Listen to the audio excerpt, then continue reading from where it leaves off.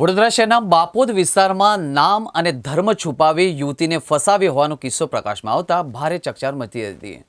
તાંદલજા વિસ્તારમાં રહેતા યુવક મોહસિન દ્વારા પોતાની ઓળખ છુપાવીને તેનું નામ મનોજ હોવાનું કહીને બે સંતાનની માતાને પ્રેમજાળમાં ફસાવી અને તેની સાથે હિન્દુ વિધિ મુજબ લગ્ન પણ કર્યા હતા.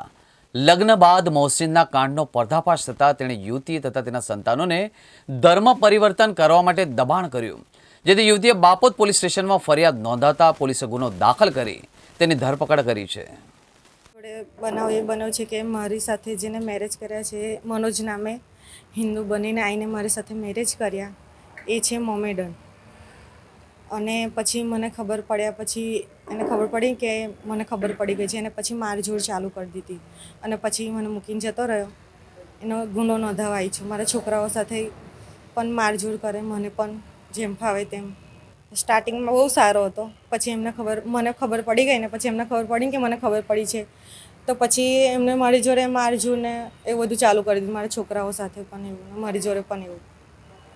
પછી બહુ સહન કર્યું. પછી આ તો એના ઘરે જતો રહ્યો તો હવે મેં કીધું કેસ કરવા જાઉં છું તો એની બૈરી જોડે મળીને મને ધમકી આલે છે મારી નાખવાની. તો પછી સાહેબ મારા છોકરા છે નાના નાના, મારે તો એ તાંદલજામાં રહે છે, નુરજા પાર્કમાં B100 ઘર નંબર છે અને એની સરકારી જોબ છે રેલવેમાં 50,000ની સેલરી છે.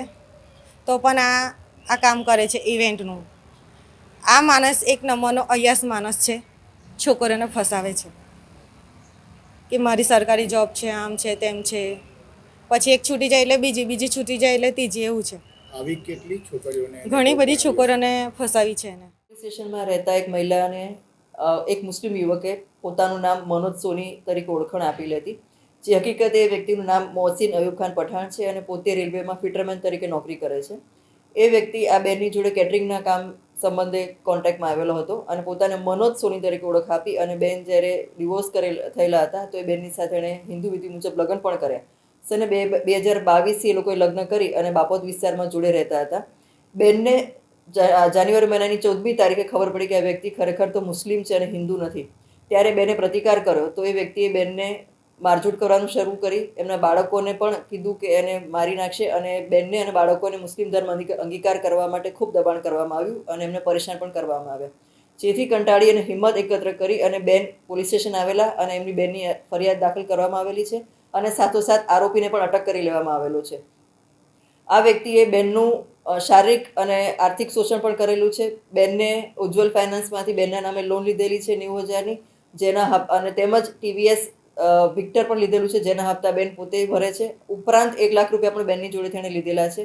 આમ આ વ્યક્તિએ પોતે મુસ્લિમ હોવા છતાં હિન્દુની ઓળખ આપી અને બેનની સાથે લગ્ન કરેલા છે અને જે રેલવેમાં સરકારી નોકરી કરે છે, જેને અટક કરી અને કાયદેસરની કાર્યવાહી કરવામાં આવી રહી છે. આવી અન્ય મહિલાઓ માટે આપણે શું સંદેશ આપશો?